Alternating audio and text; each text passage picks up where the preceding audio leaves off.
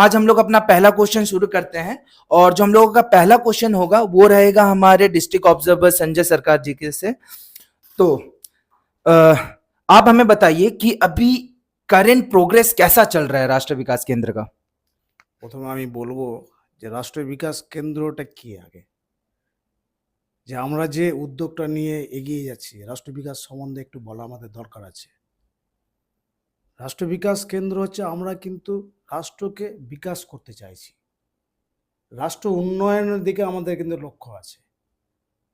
আমরা কিভাবে লক্ষ্য করব সেটা হচ্ছে আমাদের যে গ্রামগুলো আছে সে গ্রামের মানুষরা যারা আজকে প্রতিনিয়ত কাজের অভাবের জন্য বিভিন্ন জায়গায় কর্মসংস্থানের জন্য যায়, তো আমরা যদি গ্রামকে যদি উন্নয়ন না করতে পারি তাহলে আমরা দেশকে কিভাবে বিকাশ করব।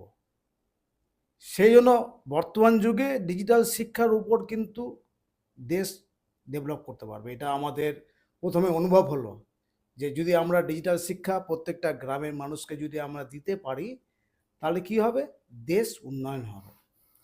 সেই জন্য আমাদের যে এনজিও রাষ্ট্র বিকাশ কেন্দ্র সেই উদ্যোগটা নিয়ে এগিয়ে যাচ্ছে প্রত্যেকটা গ্রামের যাতে ডিজিটাল শিক্ষা দেওয়া যায়।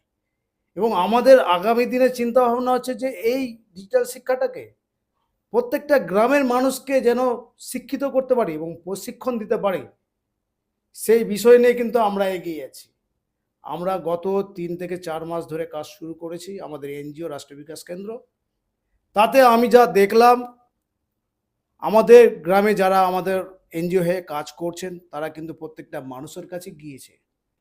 মানুষ কিন্তু প্রত্যেকটা ব্যাপারে কিন্তু সাড়া দিচ্ছে, তারা চাইছে যে ডিজিটাল শিক্ষাটা যেন তারা নিতে চায়, তারা যেন ডিজিটাল শিক্ষার মাধ্যমে কিছু করতে চায় এবং তার মাধ্যমে যেন বিজনেস করতে পারে, বিজনেস করতে চাইছে তারা। এবং বিজনেসটা তো এমনি হয় না। আজকে আমরা যেটা দেখলাম যে বিজনেসের জন্য ডিজিটাল শিক্ষা অবশ্যই দরকার আছে। ভারতবর্ষের যে বাইরের দেশগুলো আছে তারা ডিজিটাল শিক্ষার উপরে কিন্তু দাঁড়িয়ে আছে, তারা কিন্তু অনেক ডেভেলপ করছে, কিন্তু আমাদের ভারতবর্ষ যেখানে গ্রামের প্রত্যেকটা মানুষ ডিজিটাল শিক্ষা নিতে এখনো অনেক পিছনে পড়ে আছে, যার জন্য দেশ ডেভেলপ করতে পারছে না। তাই আমরা আমাদের রাষ্ট্র বিকাশ কেন্দ্রের মাধ্যম দিয়ে মানুষের কাছে ছড়িয়ে দিতে চাইছি যে আপনারা ডিজিটাল শিক্ষা নিন এবং ডিজিটাল শিক্ষার মাধ্যমে নিজেকে স্বনির্ভরশীল করুন, নিজের পায়ে দাঁড়ান।